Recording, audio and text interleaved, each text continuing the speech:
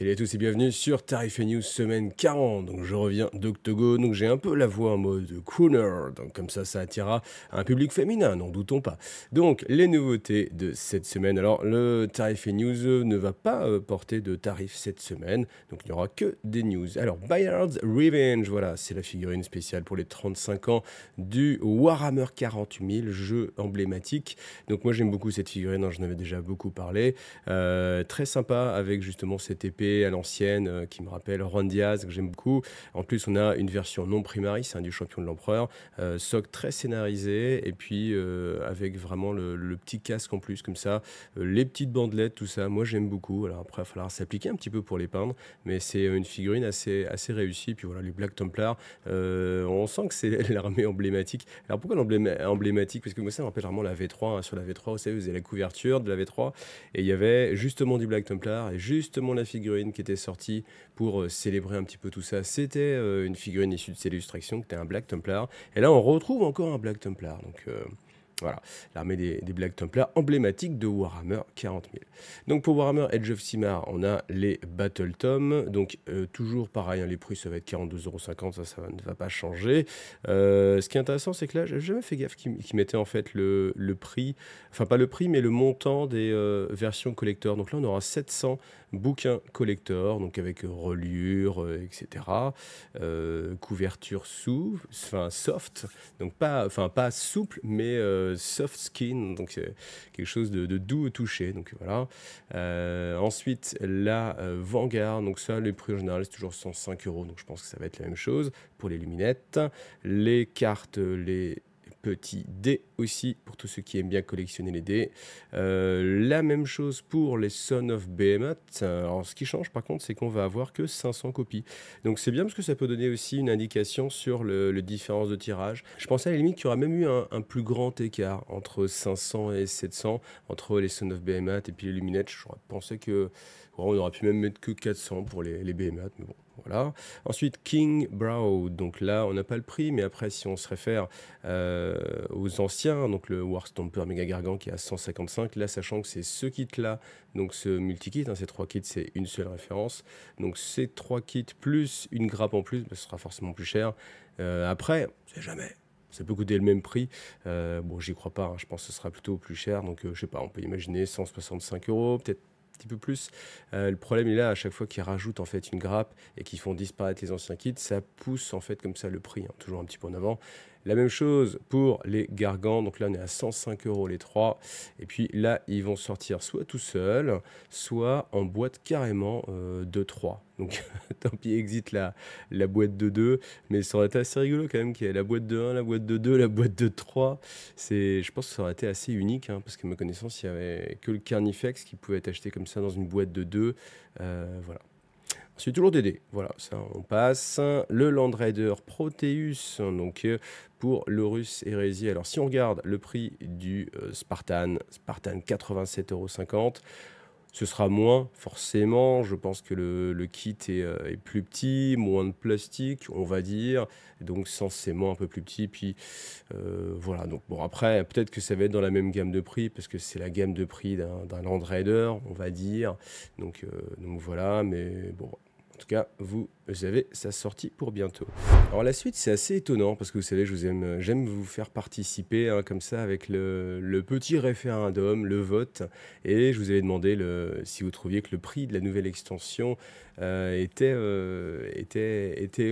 soit correct, enfin vraiment correct, 25%, prix normal, 16%, prix trop élevé à 59%. Je parle de l'extension Curse City, hein, que vous voyez ici dans la miniature. Et honnêtement, avec tous les commentaires que j'ai eu qui étaient vraiment en mode c'est trop cher, c'est incroyable, on nous prend pour des moutons ou que sais-je, c'est vrai que je m'attendais vraiment pas à ce qu'il y ait 25% de gens qui trouvent ça vraiment correct.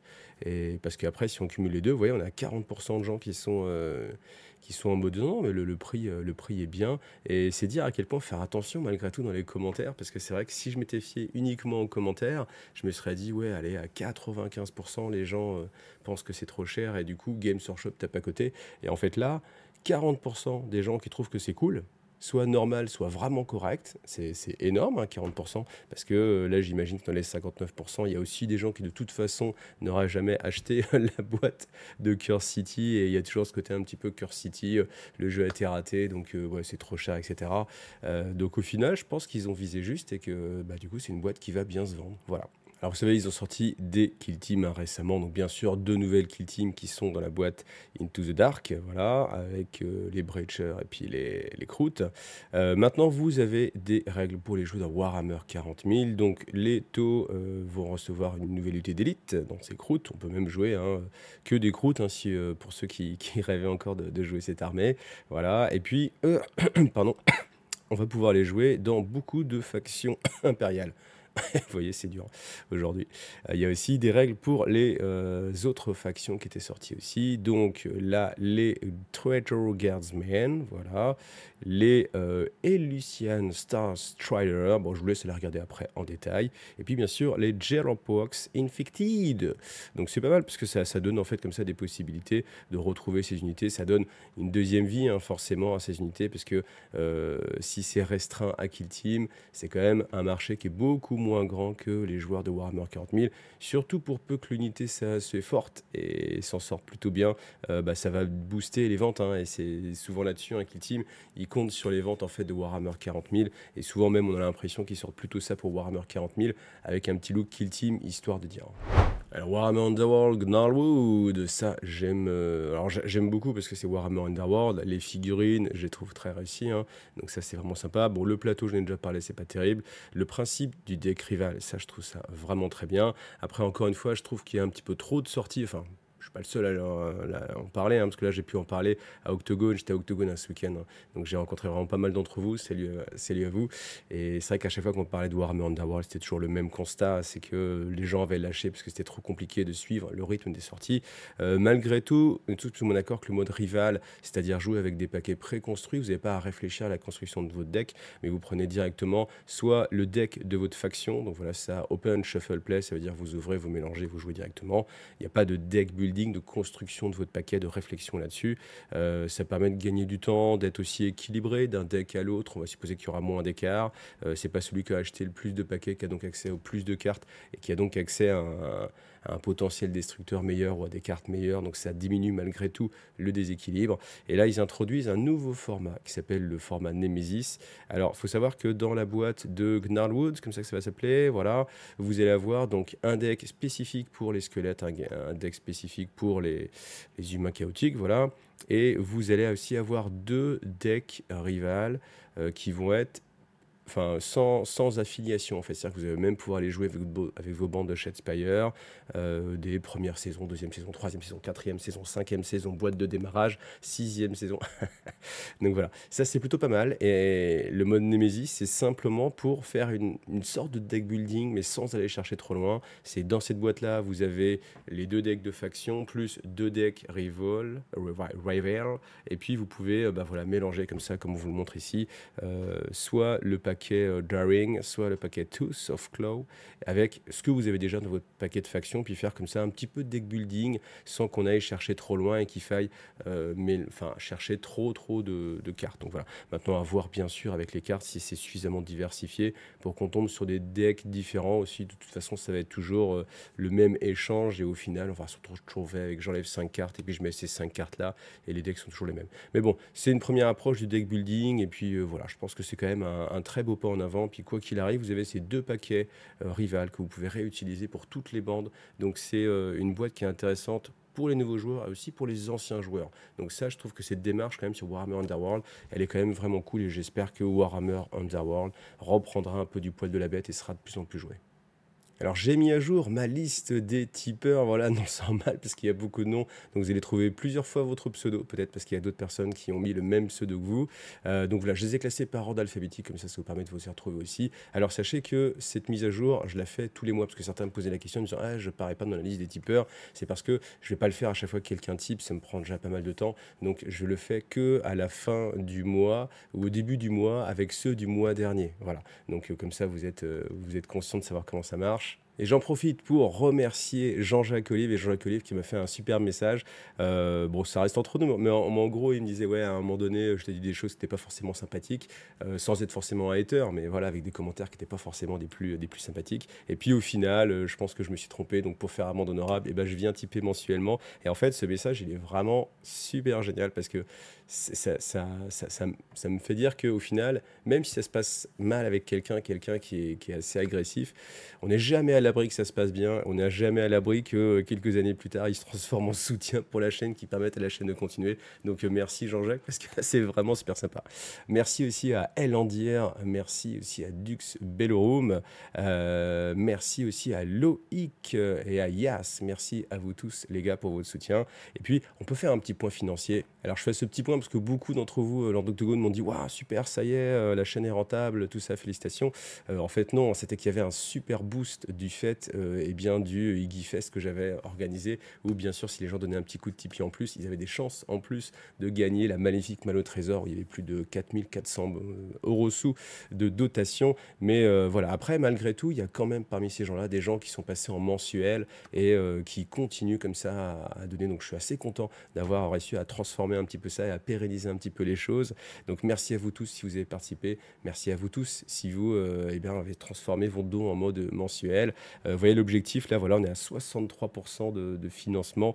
Ça c'est simplement en fait estimé, je me dis, quand on sera à 100%, ça veut dire que ce que vous me donnerez, ça fera à peu près l'équivalent de si je gagnais le net du SMIC. Voilà, donc ça c'est l'objectif que j'ai sur Tipeee. Alors bien sûr, hein, ça ne suffit pas pour vivre, hein, parce que le SMIC, vous le touchez en brut, hein, et donc vous avez aussi toutes les charges évidemment qui se décomptent pour arriver à ce montant-là. Mais après, le reste, avec les éditeurs, je crois qu'il y a quand même du potentiel. Et moi, je travaille vraiment de ce côté-là. Et puis, vraiment, merci à vous tous, ceux qui contribuaient sur Tipeee. Ensuite, dans les armées préférées, je pense, sur Age of Sigmar, on a les Slaves to Darkness. C'est vrai que c'est... Quelqu'un a fait un commentaire et disait, a priori, enfin, il disait, Games Workshop, ils sont vraiment très forts et c'est leur spécialité un petit peu, les guerriers du chaos. Et j'avoue que c'est assez vrai. Je pense que c'est peut-être dans les figurines, hormis les Space Marines, hein, mais c'est dans les figurines les plus emblématiques de ce qu'on peut avoir du style Games Workshop. Pas de ce qu'ils veulent mettre en avant, de ce qu'ils veulent vendre, mais vraiment du style Games Workshop et les guerriers du chaos. Et Slave to Darkness, c'est une armée qui est assez populaire. Donc là, voilà, nouvelle... alors, en fait, il était temps, hein, parce que la start collecting, vous voyez... Le temps que ça se charge, voilà, on est trahi par l'informatique, mais ça va charger. Mais il n'y avait que dans la boîte Start Collecting qu'on pouvait se procurer ces figurines. Et là, maintenant, voilà, voyez, elles étaient ici, là, tac, tac. Elle est temporairement en plus en rupture, incroyablement. Donc là maintenant, vous avez enfin, et c'est longtemps après, hein, parce que ça fait bien des années qu'elle est sortie cette boîte, vous avez les chevaliers disponibles séparément, sachant qu'il y aura une grappe en plus. Donc on pourra faire quelques petits équipements, donc le musicien entre autres.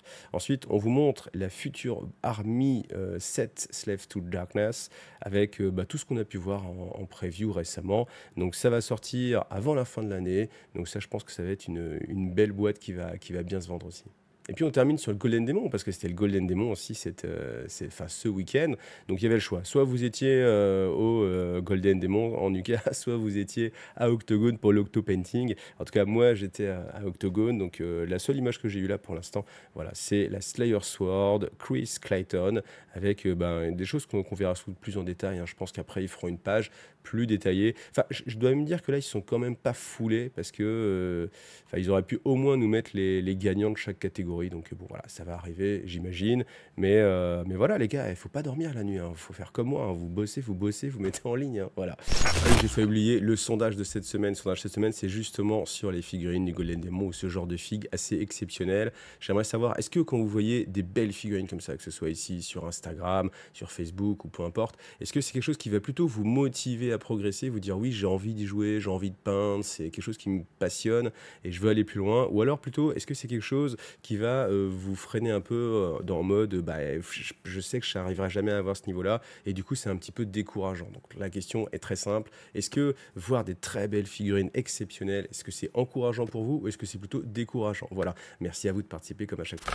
Bon, vous l'avez remarqué, j'étais assez fatigué pour cette review, mais je vous l'avais quand même fait, donc rendez-vous demain pour un live sur Twitch, un live sans doute assez tranquille, en mode peu d'énergie, voilà. Mais merci en tout cas à tous ceux qui m'ont fait des coucou à Octogone, merci à tous ceux qui m'encouragent avec leurs messages d'encouragement, merci à tous et allez à bientôt. Salut à tous.